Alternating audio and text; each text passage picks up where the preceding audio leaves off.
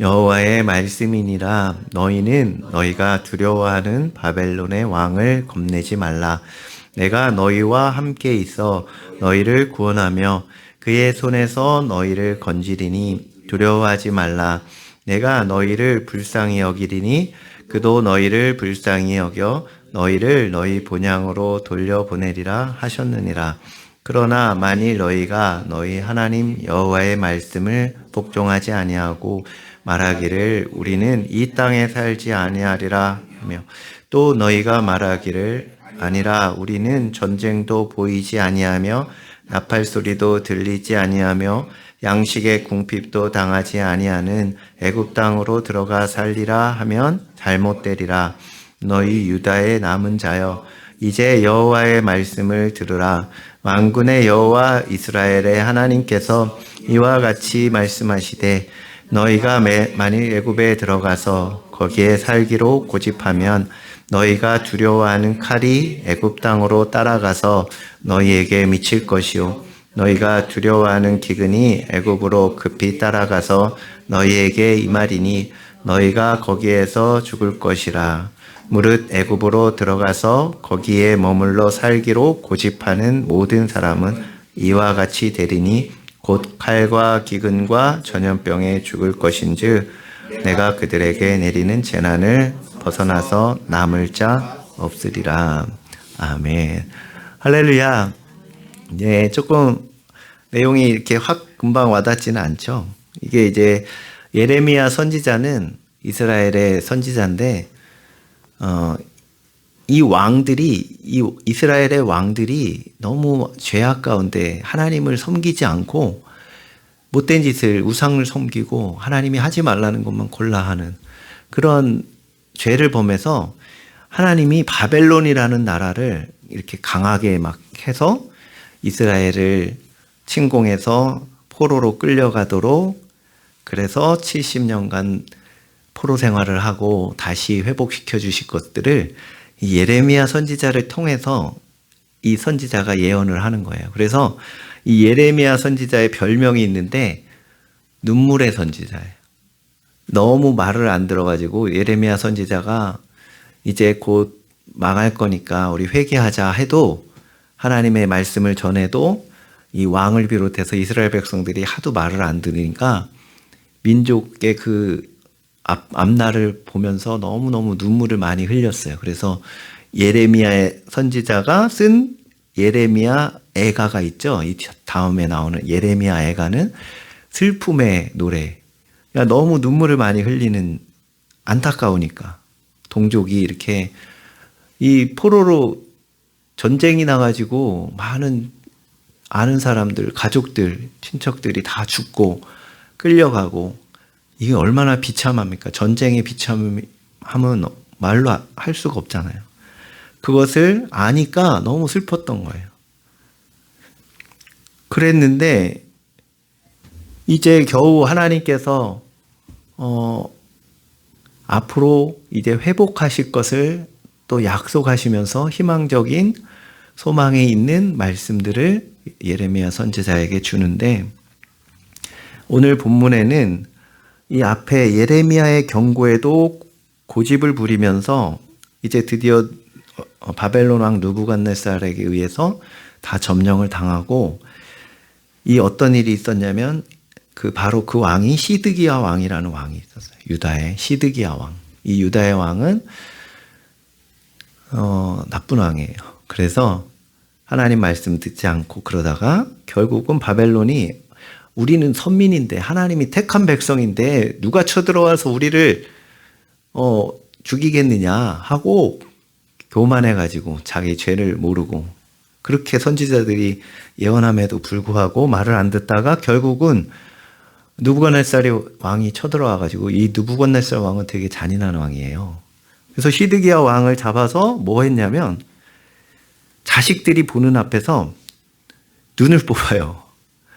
이게 앞에 나와요.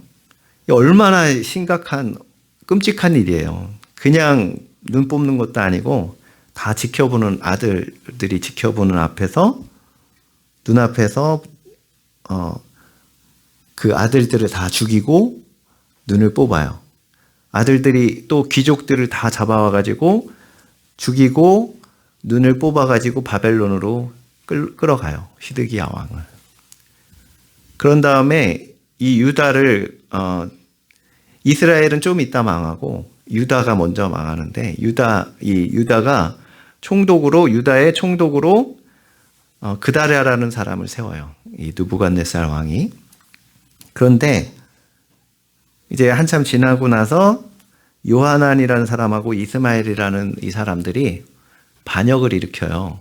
독립운동하자 그래가지고 이 그다랴를 죽여버립니다. 그래 놓고 이제 42장 여기 이 내용이 나오는 거예요. 그러면서 이제 겁나니까 이제 총독을 죽였으니까 느부갓네살 왕이 다시 쳐들어와가지고 우리가 죽을까봐 자기들이 반역을 일으켰으니까 죽을까봐 누구한테 오냐면 예레미야 선지자한테 와서 하나님 말씀을 달라. 그러면서 뭐라고 하냐면 지금 읽지는 않았어요. 그냥 제가 설명드리는 거예요. 무슨 예언을 하든지 우리가 다 순종하겠다. 그게 나쁘든지 좋든지 그동안에 당신이 우리에게 예언할 때는 다 나쁜 것만 예언했는데 나쁜 걸 예언하더라도 그래도 우리가 이제 듣겠습니다. 하도 급하니까 이제 죽을 지경이 되니까 예레미야 선지자한테 오는 거예요. 와가지고 예레미야 선지자에게 오니까 11절부터 우리 읽은 대로 예레미야 선지자가 이제 하나님의 말씀을 대언을 하는 거예요. 하나님의 뜻을 알려주는 거예요. 어떤 뜻이죠? 뭐라고 했죠? 겁내지 말라. 바벨론 왕을 겁내지 말라. 하나님께서 긍휼히 여기시면 바벨론 왕도 너희를 긍휼히 여길 것이다. 그러니까 누구에게 달려 있다는 거예요? 하나님께 달려 있다는 거예요. 하나님의 마음에 달려 있다. 그런데 하나님이 너희를 긍휼히 여길 거니까 걱정하지 마라. 라는 말씀을 대언을 해요. 바벨론 왕을 두려워하지 말고 하나님께 구원이 있다. 그러니까 걱정하지 마. 라고 예언을 하는데 문제는 하나님께서도 이 유다 백성들을 못 믿어 하셨어요. 그래서 이들이 뭐 할 것 같아서 그런 경고를 하시냐면 애굽으로 가서 피신할까 봐. 애굽은 그래도 조금 강대국이니까 바벨론이 쳐들어왔을 때 함부로 애굽을 쳐들어오지 못할 거니까 우리가 애굽으로 도망가자. 그리고 거기에는 기근도 없고 잘 먹고 잘 산다 하더라. 그러니까 우리 글로 일단 피신하자라고 할까봐 하나님이 경고를 하세요. 그렇게 하면 안 된다. 애굽으로 들어가서 살기로 고집하지 말라. 그러면 칼과 기근이 너희들이 두려워하는 바로 그것이 거기로 따라가서 너희들이 칼에 망하고 기근에 굶주릴 것이다. 여기 머물러서 하나님이 함께 하실 거니까 걱정하지 말고 애굽으로 가지 마라. 라는 내용이에요. 오늘 말씀이. 이 유다 백성들이 두려워했던 게 뭐라고요? 칼과 기근. 이 두 가지 두려움. 이거는 지금 우리가 사는 이 시대에도 마찬가지예요. 그래서 바벨론도 그렇고 애굽도 그렇고 영적으로는 이 세상을 상징하기도 합니다. 세상. 바벨론.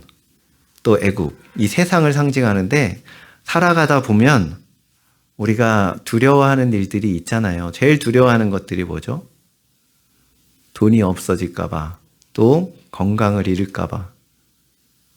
먹고 사는 문제. 이 부분. 그런 것들을 제일 두려워하잖아요. 그런데 이 유다 백성들은 하나님이 하지 말라는 하나님의 방법이 아니라 자기들이 좋아 보이는 애굽으로 가면 안전할 것 같다. 세상으로 가서 내 방법대로 이렇게 하면 내가 굶어 죽지 않고 또 잘 먹고 잘 살 수 있을 것 같다. 라는 생각을 했다는 거예요. 그거는 우리도 마찬가지인 것 같아요.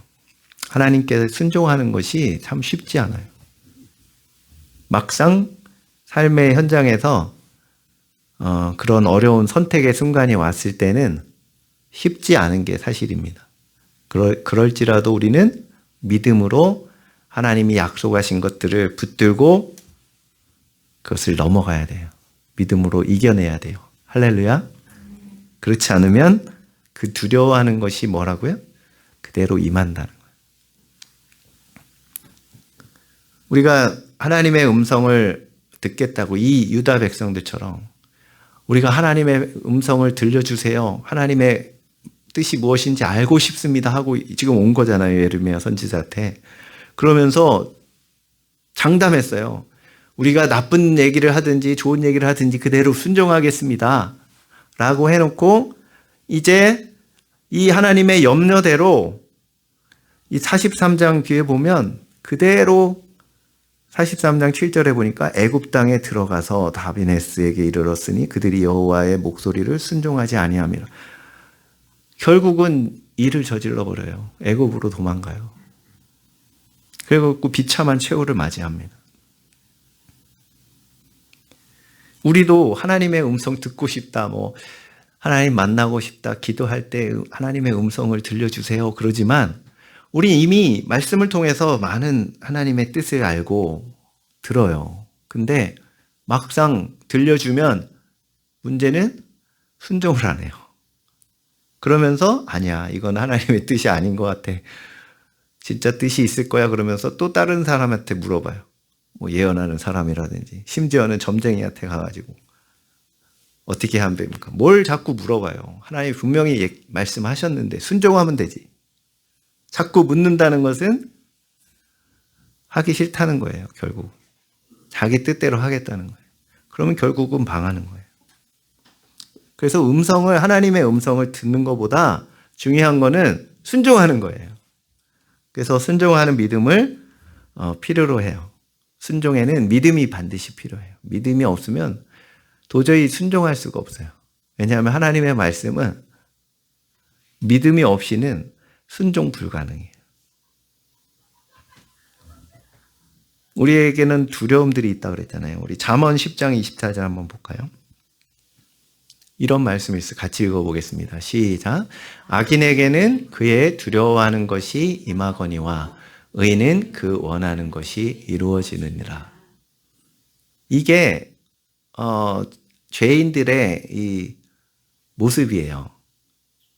우리가 늘 불안한 마음들이 있잖아요. 불안하고 두려운 마음들이 생기는 것은 전적으로 하나님을 의지하지 않기 때문에 생기는 거예요. 두려움이 생기면 반드시 그게 임해요. 그래서 욥기 3장 25절도 볼까요? 같이 읽어보겠습니다. 시작. 내가 두려워하는 그것이 내게 임하고 내가 무서워하는 그것이 내 몸에 미쳤구나. 욥은 당대에 하나님이 인정하시는 의인이었어요. 너무 하나님을 잘 섬기는 그런 사람이었는데도 불구하고 이런 두려움이 있었다고 그랬어요. 본인 고백에.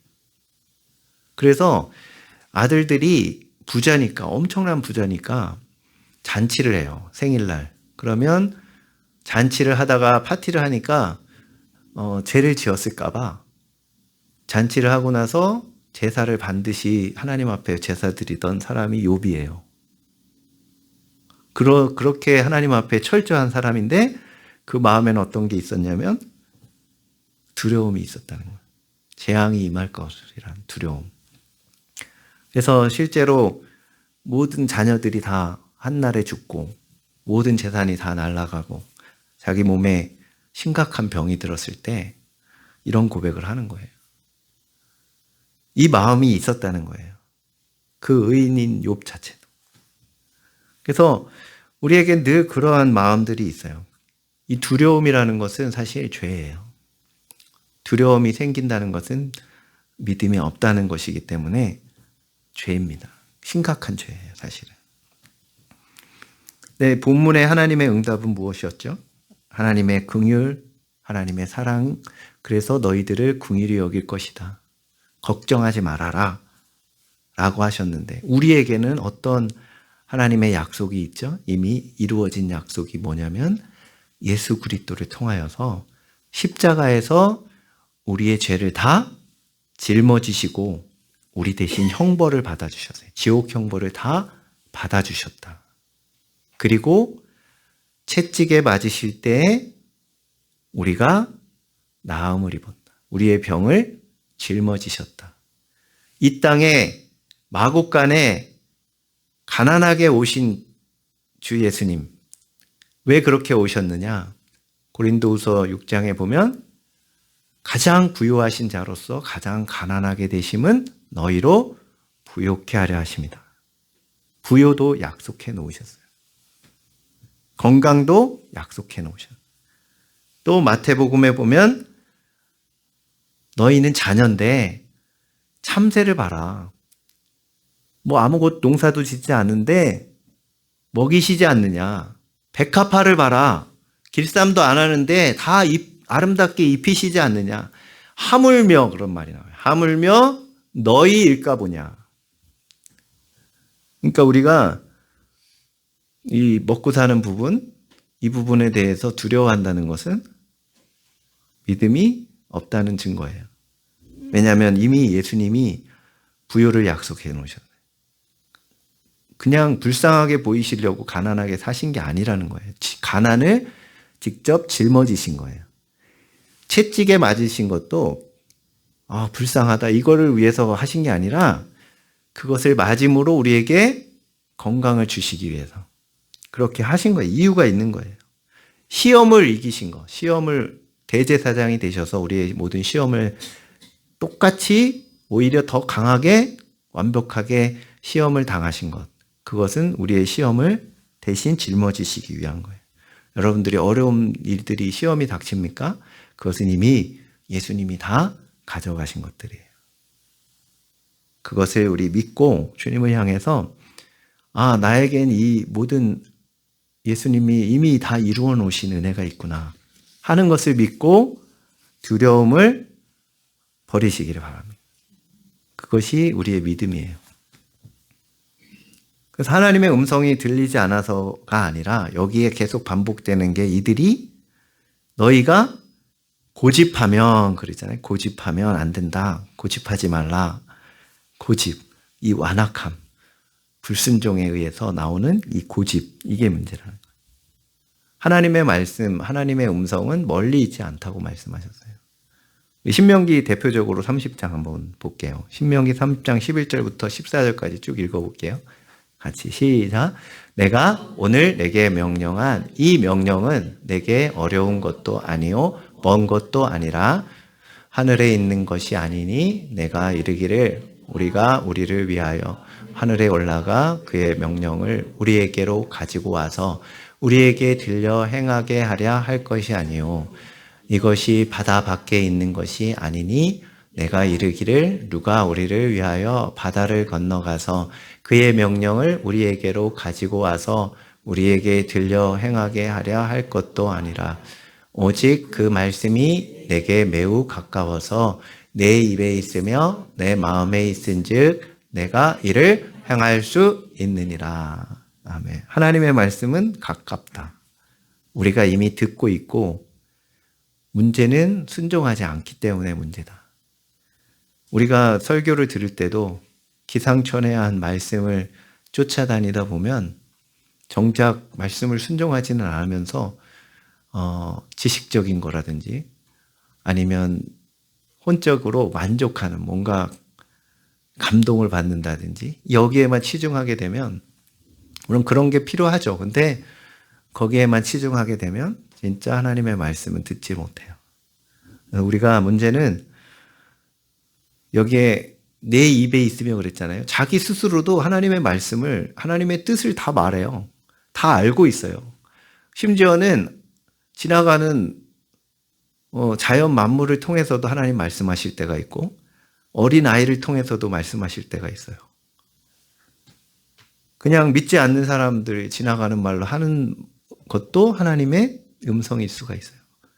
그것들 듣고 순종하느냐가 문제지 하나님의 음성이 안 들리는 게 문제가 아니에요. 다 알고 있고 듣고 있어요, 우리는. 그런데 그것을 순종하지 않는 것을 뭐라고 하셨냐면 완고함이다. 고집이다. 이 완고함은 심각한 죄예요. 사무엘상 15장 23절을 볼게요. 같이. 완고함. 시작. 이는 거역하는 것은 점치는 죄와 같고 완고한 것은 사신 우상에게 절하는 죄와 같음이니라. 하나님은 이 완고함을 굉장히 심각하게 여기세요. 우상 숭배랑 똑같이 심각한 죄로 여기세요. 그래서 그러한 완고한 사람은 반드시 막 예언자를 찾아다닌다든지 자기가 생각하는 그게 맞다고 하는 사람을 찾아다니는 거예요. 끝까지. 올바르게 얘기해주고 권면해주고 책망해주는 사람의 말을 듣지 않아요. 아닐 거야. 이거는 하나님의 뜻이 아닐 거야. 그러면서 자기가 원하는 말을 찾아다녀요. 그게 완고함이에요. 우리는 이 두려움에서 벗어나야 될 줄로 믿습니다. 사실 명절 때도 그렇고 우리 제사 드리는 것도 누구한테 제사한다고 그러죠? 조상 귀신한테 제사를 한다고 하는데 왜 하는 거죠, 제사를? 제사의 근본적인 출발점은 뭐냐면 달래는 거예요. 달래는 거. 해코지하지 말도록. 귀신들이 나쁘게 막 해코지하지 않도록 달래주는 게 제사예요. 근본적으로. 왜 그렇죠? 두려워서. 묘자리도 왜 잘 써야 되냐? 나쁜 일이 생길까 봐. 망할까 봐. 복을 못 받을까 봐. 그러니까 그런 두려움에서 시작되는 거예요. 우상숭배의 가장 근본은. 근데 여러분들은, 저와 여러분은 이미 그러한 것에서 자유로운 사람들이에요. 예수님이 이미 다 처리해 놓으셨어요. 십자가에서. 두려워할 필요가 없는데 두려워하는 게 문제예요. 룻기에 나오는 나오미도 그랬어요. 하나님의 약속의 땅이 아닌 하나님의 약속의 땅에 기근이 좀 들었어요. 힘들죠.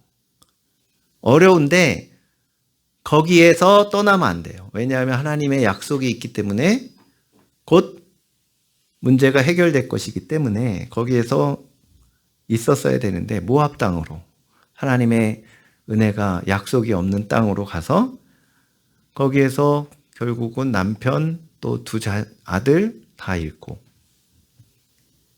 겨우겨우 이제 돌아오는 그런 상황을 맞이하잖아요.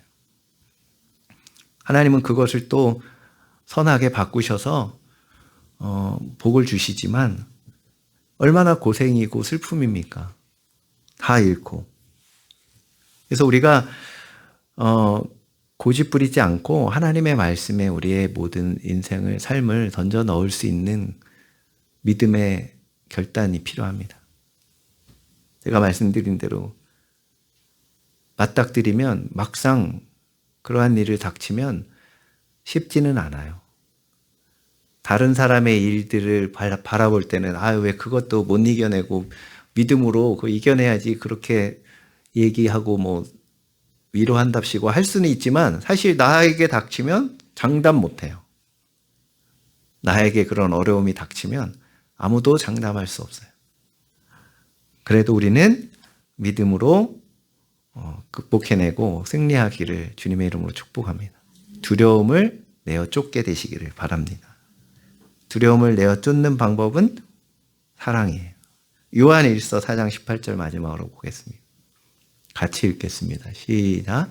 사랑 안에 두려움이 없고 온전한 사랑이 두려움을 내쫓나니 두려움에는 형벌이 있음이라. 두려워하는 자는 사랑 안에서 온전히 이루지 못하였느니라. 우리가 하나님을 사랑하고 예수님을 사랑한다고 고백한다면 그 사랑 때문에 두려움이 사라져요. 사람 사이에서도 그런 경우가 많아요. 사랑 때문에 사랑이 있으면 두려움이 사라지는 경우. 우리 부모님들이 자녀들을 위해서 희생하고 뭔가 목숨까지도 바칠 수 있는 그런 상황이 될 때 왜 그렇게 할 수 있느냐? 사랑 때문에 그렇죠. 두려움이 사라지죠. 누군가 정말 사랑한다면 그 사람을 위해서 뭐 죽는 것 아니면 굶는 거, 모든 어려움을 당하는 거 전혀 두렵지 않다. 근데 여기에 사랑은 주님께 대한 사랑이에요. 하나님께 대한 사랑. 우리가 하나님께 대해서 사랑이 있다는 것은 첫째로는 믿음이 있다는 걸 전제를 하는 거예요. 그리고 뜨겁게 주님을 사랑하면 하나님이 나를 얼마나 사랑하시는지를 알기 때문에 그 모든 두려움들이 사라질 수밖에 없습니다. 할렐루야. 여러분들은 어떤 두려움을 갖고 사십니까? 그런 두려움은 사랑 안에서 힘을 못 써요. 주님을 뜨겁게 사랑하시면 그 두려움은 반드시 사라지게 돼 있습니다. 하나님께서는 우리를 너무너무 사랑하시고 긍휼을 베푸시고 여기 유다 백성들에게 말씀하신 것처럼 걱정하지 말아라. 내가 긍휼히 여기면 느부갓네살 왕도 너희를 긍휼히 여길 것이다. 내가 문제 해결의 키다. 다른 데 있지 않다. 그것을 꼭 기억하시기를 주님의 이름으로 축복합니다. 그래서 두려움을 내쫓고, 두려움에는 형벌이 따른다고 그랬어요. 아까 말씀드린 대로 두려워하는 것이 그대로 임해요. 지난번에도 말씀드렸듯이 처음 믿는 분들이 집에 막 부적이 있는데 제가 신방을 가면 저보고 막 떼달라고 자기가 떼기는 무서워가지고.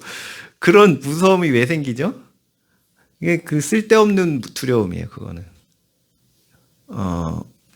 물론 실제로 그렇게 두려워하면서 떼잖아요.